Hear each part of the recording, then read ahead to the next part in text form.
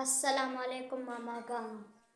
پرون چې کومه دماکه وشوه، ډېرې زنانه کونډې شوې او ډېر ماشومان یتیمان شو او ډېرې میندې بې اسرې شوې.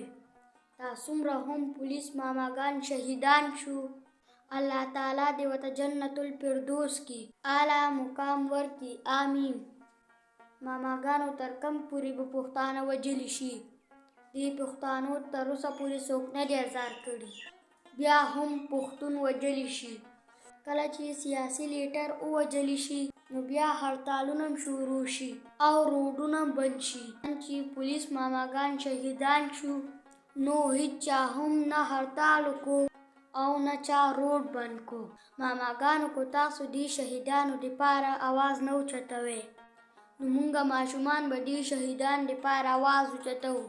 پولیس ماماګانو مونږه ماشومان تاسو سره یو. ګرانه وطنه مشران نه پوره نه شوه، اوس به ترې ماشومان ګټي نه. ماماګانو زه ستاسو نه اجازت اخلم. والسلام.